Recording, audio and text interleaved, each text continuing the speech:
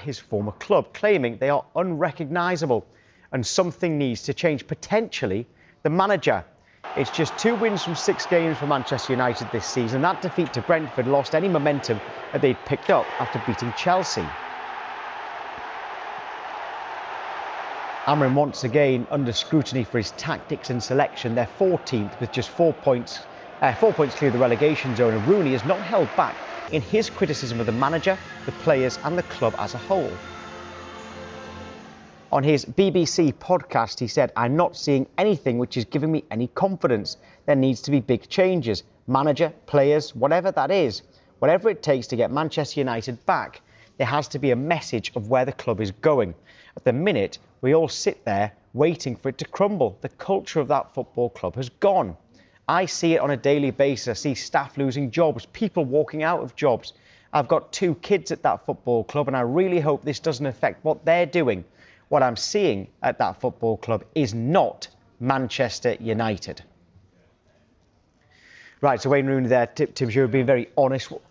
What's it like how hard is it for a manager when a club legend speaks out against you? Now, I know this is not just aimed at Rúben Amorim, but he does mention the manager as part of this wider problem. Yeah, I mean, it obviously doesn't help, but Wayne's doing a job now, and he's got to give his opinion. You know, it's a different career path what he's got now, and his opinion is what everyone sees. You know, he's not digging them out for any reason other than they are poor. I'm sure he wants them to be great again. I have no reason for them to want Man United to be great, but I still want the big teams to be the biggest and the best, and they're miles away from that. But Wayne's got an agenda how he wants them to be. He wants them to be better. You see there, this is not Man United. This is Man United, Wayne. This is for a very long time now. You know, we say this is not Man United what you played in or what I remember and I played against. They're miles away from that. He's correct with that. But this is Man United for a lot of years now. Something has to change. He's absolutely right. Cannot continue like this. But where are they going? Where are they going with it? What is success? What does it look like? Because you can't all of a sudden jump from a team where they finished 17th last season, wasn't it? 5th, wherever it was. Looks like they're emulating that season this year again to all of a sudden be challenging for the title. Well, that's not going to happen, but we need to see gradual improvement. I just feel, when you ask me, is he under pressure? I would say no, I feel like he should be, but I don't think he is. I think they will give him this season, I really do. He's already been in the job a year.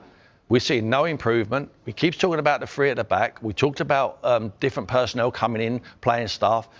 He's at the windows to bring the players in. Perhaps he hasn't got what he wants. How many more windows are we actually going to give him? And when are we going to see an improvement, even gradual? We're not seeing anything. We're not seeing no improvement. But what we are seeing, a man who sticks his chest out, certainly in the press conferences. When I see him on the touchline, he's got his head down. He's hiding in the dugout at Grimsby. But when I see him in front of the press, he fronts it up. He looks and he talks brilliantly. But he's probably talked so well that he's bluffed his way into a job there at Man United because we're not seeing anything. He's done very well in Portugal. A lot of managers do very well in Portugal. It's an inferior league to the Premier League, you know, where you can build sides on the job. You know, when you've got 3 or 4 games in Portugal, we're really competitive. The other times, you can just play. You can experiment with different formations. Can't do that in the Premier League. You do that in the Premier League, you come unstuck. And that is what he's been doing since he's been at the football club. 34 points in 33 games or something like that. It's not good enough. It's relegation form. Yeah, he's got, just since he's been in, just over a point a game he's got. But Wayne Rooney isn't the only ex-Manchester United captain critical of Amorim this weekend. This was Gary Neville on his podcast. I felt yesterday for the first time, just through instinct, watching it on the television, seeing players' faces, seeing players' body language, that there might be an element of players really doubting the system and what's going on. Rúben Amorim's had a pre-season. He's had a week now in between each of his games nearly, or most of the weeks, because Manchester United aren't in Europe. Yet the performances are as poor as ever. The results are catastrophic, really, in Manchester United terms. I am very, very concerned, I really am, because the manager's obviously a good coach. He's had a great record in Portugal, but it's not clicking at all. I know you said that you think that Manchester United might give Rúben Amorim the whole season. That's to be commended if you are going to give a manager that much time. But it's at home on Saturday against Sunderland and then an international break.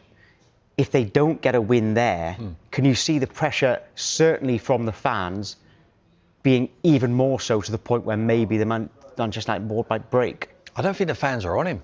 I think it's 50-50. I really don't believe the fans are on him. And I think that they, just like all of us, quite like him in front of the camera, the charisma, what he talks with. I mean, quite famously, Sir Alex Ferguson, he said to me, and I know it was in his book as well, he said 2 games a week, a football match and a press conference. And if you can win the press conference, sometimes it's more important than winning the football match. He certainly wins the press conferences, but he can't win a game, which is the most important thing for the fans. But I'm amazed he's not coming under more criticism from that group of players. The fan base there. They're absolutely magnificent for him. They really are. But you know, how are they going to turn it around? Even if he turns it around now, Tom, what's realistic for their season? What is success? What keeps him in a job? You know, are they going to be in and around? There's still a load of time. We know there's a load of games left, but we're not seeing any. Gary's absolutely right. We're not seeing anything. We're not seeing any improvement, and can't keep hiding behind the system.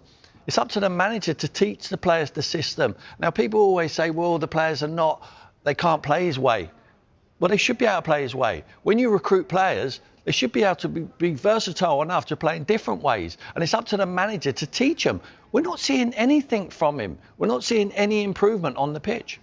Well, let's get the fan perspective on this right now. Sky Sports are partnered with Finalysis, an app where passionate fans share their opinions. You can represent your club. Scan that QR code to get started or go to the Sky Sports app. Let's speak to Manchester United fan KG now. Right, KG, I know you'll have been listening to everything that Tim was saying there, and you're shaking your head. Is that shaking your head because you agree with him and you're not happy at Manchester United, or that you disagree with him?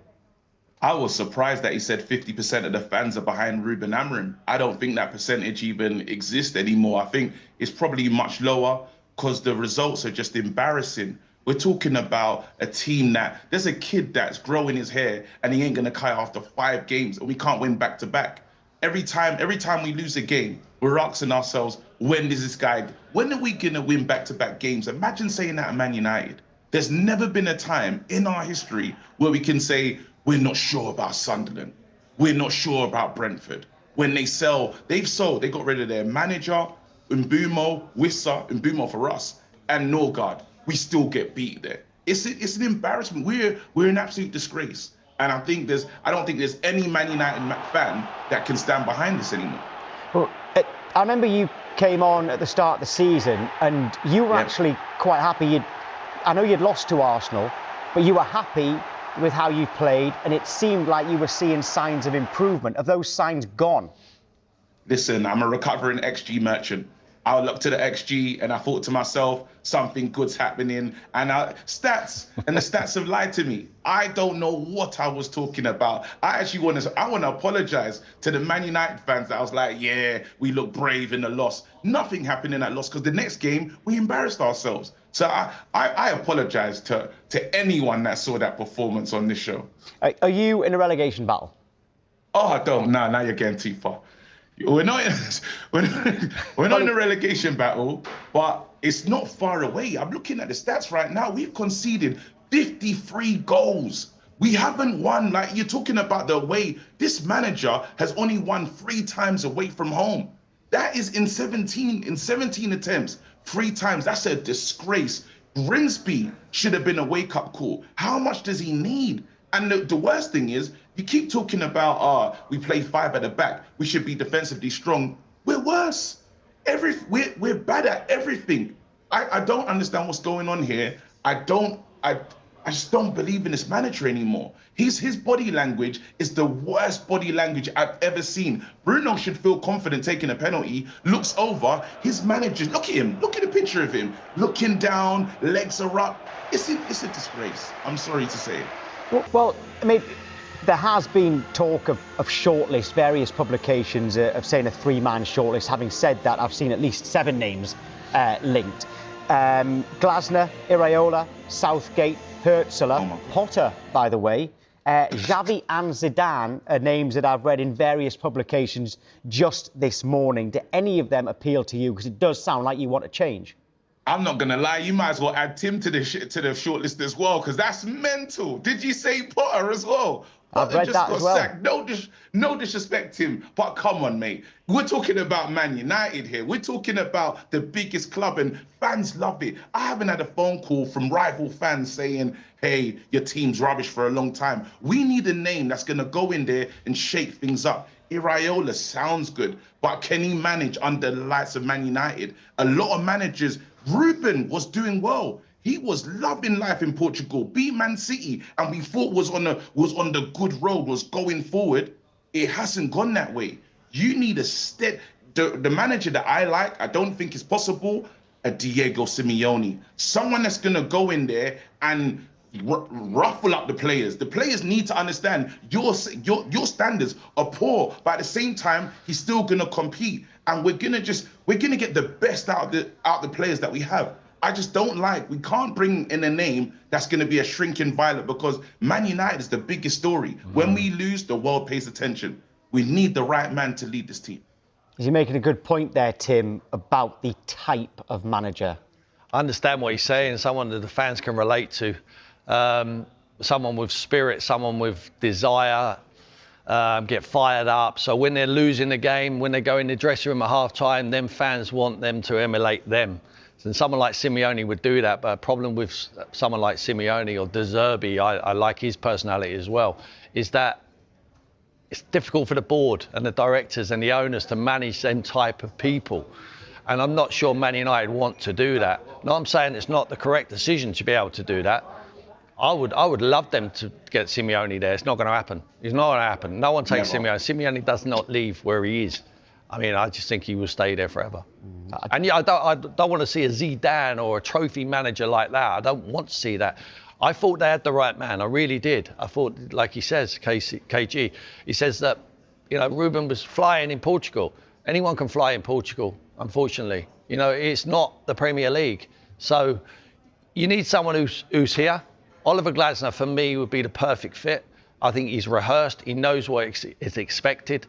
And he performs, and he's getting results. He's doing a magnificent job. But I hear people... The spotlight, I think the spotlight is crazy. When you talk about Man United, a loss for us is different to a loss for any other team. And then the pressure just gets worse. And can he meet that? When he's struggling and you've lost back-to-back games, it's not going to be the same as if you lose at Crystal Palace or wherever, even at Bournemouth. It will feel different. Even I look at Eddie Howe, he's another manager I like. But then those last minute, his team gives everything and they still lose. You know, I don't know if he could get away with that. So who is it? Man United is great. This is the we ain't got no more names. Do you know how dark it's been? I started thinking about Sean Dyche. When I start to think about bringing in Sean Dyche or Big Sam, you know you've got problems. Yeah, I'm looking at classic. There's nothing wrong with those. They're doing no worse than this guy. There's nothing wrong with They're doing better than this guy.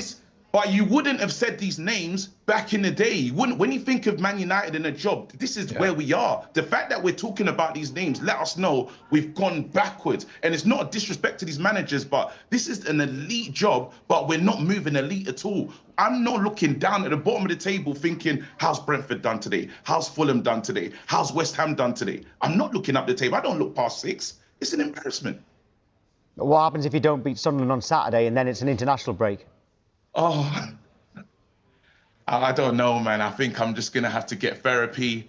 I don't know, man. I'm just going to have to I need to find a new hobby. This is what I need to do. Like, I'm a Man United fan that lives in London and I haven't been called a glory hunter in years. I miss it. I miss actually being called a glory hunter. I miss the good days. Like, international break, I want Ineos to do something. But we know they're not, because these guys are penny pitchers. We're actually hearing the stories that they're waiting for it to be him to have the job for a year, then they can sack him for a lesser fee in terms of the money they're going to have to pay him off. If that's true, that's a dereliction of duty and they're letting themselves down. I need Sir Jim to act as soon as possible if we lose that game against Sunderland. There's a message from Steve towards you, KG. It says, like most of them, he's bowing down to the ghost of what United were, and he's saying that actually they need to accept their place, and you are in the place you deserve to be right now. But I think your point is that you're not used to that and you want to get back to where you were.